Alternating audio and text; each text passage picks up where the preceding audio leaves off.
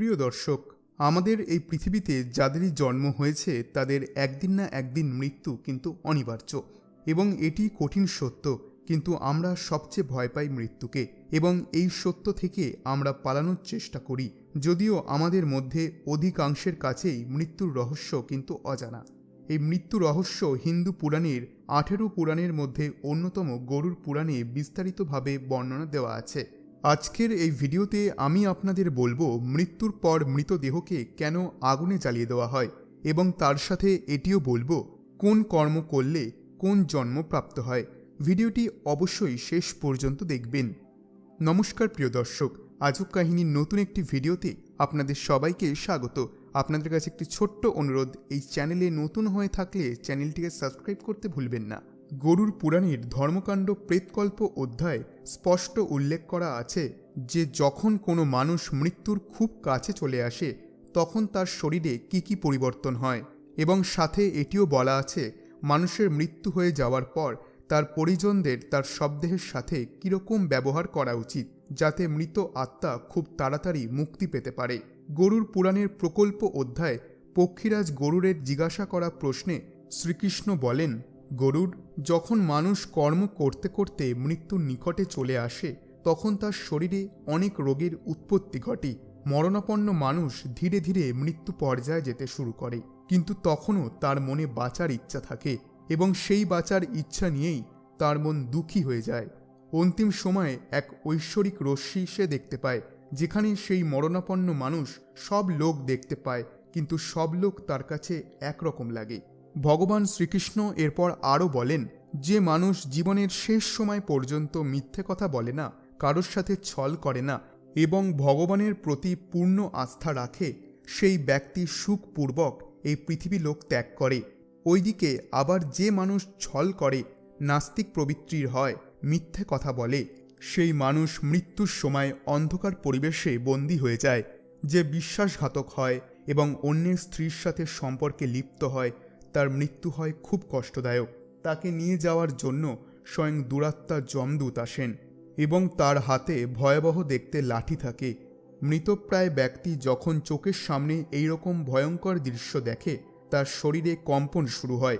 ওই সময় সে তার পিতা মাতাকে স্মরণ করে এবং সন্তানদের নাম নিতে নিতে করুণভাবে কাঁদতে থাকে। ওই পরিস্থিতিতে সে মুখ দিয়ে কোনো কথা বলতে পারে না, তার চোখ লাল হয়ে কাঁপতে শুরু করে, মুখ শুকিয়ে যেতে থাকে এবং শ্বাস দ্রুত হয়ে যায়। অন্তিমে সে তার শরীর ত্যাগ করে। যমলোকে পৌঁছে যখন জীব যমরাজকে দেখে ভয় পায়, তখন যমরাজের আদেশে ওই আত্মাকে পুনরায় সেখানে নিয়ে যাওয়া হয় যেখানে তার শবদেহ রাখা হয়েছে।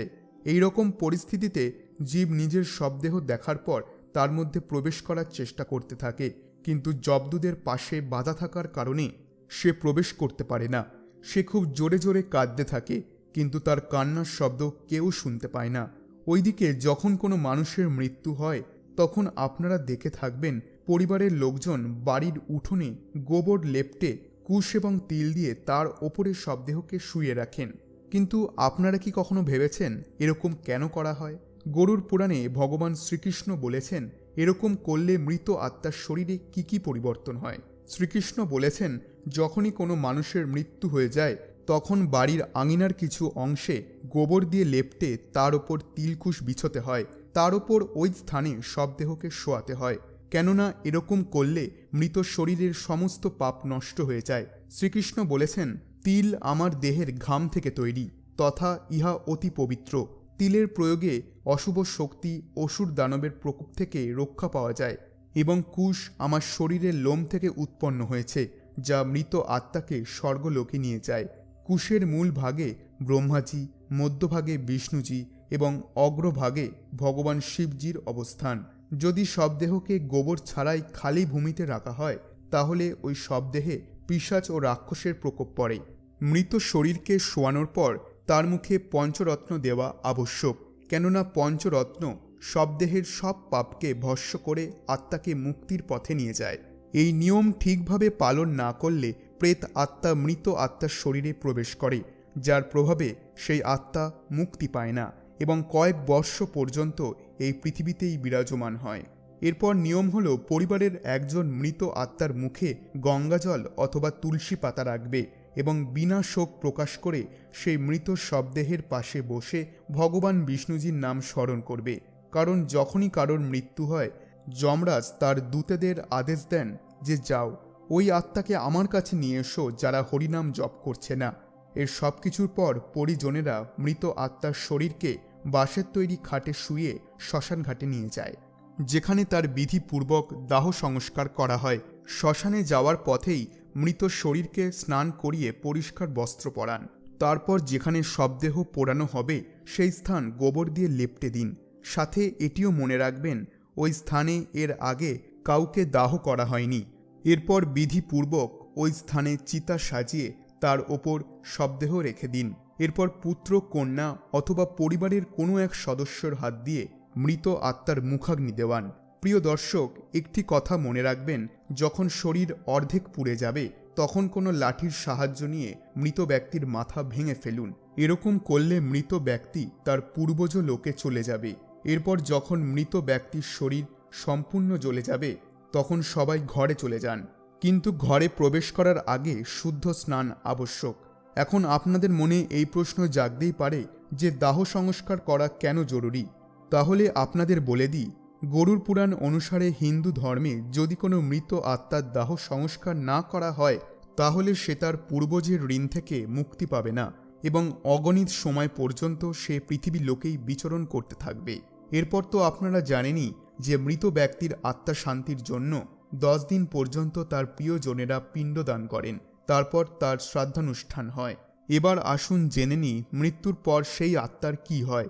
বন্ধুরা, আপনারা তো জানেনই যে হিন্দু ধর্ম অনুযায়ী কোনো জীব তার জীবনকালে যে কর্ম করবে তার ভিত্তিতেই সে পরবর্তী যোনি লাভ করবে। তো আসুন জেনে নিই ভগবান শ্রীকৃষ্ণ গরুড় পুরাণে এই সম্পর্কে কি বলেছেন। ভগবান শ্রীকৃষ্ণের কথা অনুযায়ী মানুষ, পাখি, পশু ইত্যাদি যোনি অত্যন্ত কষ্টদায়ক। এই জন্য কর্মের ভিত্তিতেই তারা পরবর্তী যোনি লাভ করে। যেরকম ব্রাহ্মণকে হত্যা করা মানুষ পরবর্তী জন্মে হরিণ, ঘোড়া এবং উটের যোনিতে জন্ম নেয়। আবার ওইদিকে স্বর্ণ চুরি করা ব্যক্তি পোকামাকড়ের যোনিতে জন্ম নেয়। গুরুর স্ত্রীর সাথে সহবাস করা ব্যক্তি পরবর্তী জন্মে উদ্ভিদ রূপে জন্মগ্রহণ করে। এছাড়া অন্যের স্ত্রীর সাথে সম্পর্ক রাখা ব্যক্তি এবং ব্রাহ্মণের সম্পত্তি চুরি করা ব্যক্তি পরের জন্মে ব্রহ্ম রাক্ষসের যোনিতে জন্ম নেয়। সাথে যে মানুষ বৃক্ষের ফল ও ফুল চুরি করে সেই মানুষ পরবর্তী জন্মে বাদর রূপে জন্ম নেয়। ধন সম্পত্তি চুরি করা ব্যক্তি ইঁদুর, বাহন চুরি করা উট তথা ঘরের জিনিস চুরি করা ব্যক্তি উট পাখি এবং মধু চুরি করা ব্যক্তি মৌমাছি রূপে জন্ম নেয়। শুধু এমনটাই নয়, যে মানুষ কেবলমাত্র স্ত্রীর সম্পত্তিতে জীবনযাপন করে সে পরবর্তী জন্মে খোড়া হয়ে জন্ম নেয়। যে মানুষ তার স্ত্রীর ত্যাগ করে সে পরের জন্মে দুর্ভাগ্যশালী হয় এবং বন্ধুকে হত্যা করা ব্যক্তি প্যাঁচা রূপে জন্ম নেয়। মিথ্যা নিন্দা করা মানুষ পরের জন্মে কচ্ছপ রূপে জন্ম নেয়। ছোট বাচ্চার ওপর জুলুম করা ব্যক্তি পরের জন্মে নপুংসক হয় এবং জলের চুরি করা ব্যক্তি মাছ রূপে জন্ম নেয়।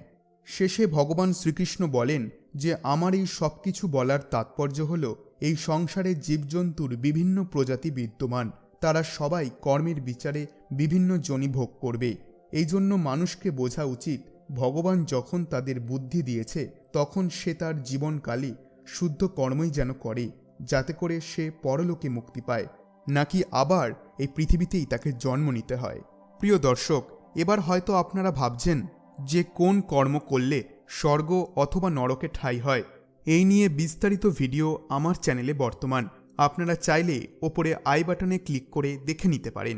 তো প্রিয় দর্শক, এবার আপনারা তো জেনেই গেলেন যে কেন দাহ সংস্কার করা হয়। ভিডিওটি ভালো লেগে থাকলে ভিডিওটিতে একটি লাইক করতে ভুলবেন না এবং পৌরাণিক সংক্রান্ত আরও তথ্য পেতে আজব কাহিনী চ্যানেলটিকে সাবস্ক্রাইব করতে ভুলবেন না, কারণ পৌরাণিক বিষয়ে সঠিক তথ্য আমরা সপ্তাহে 2 দিন এনে থাকি। ধন্যবাদ।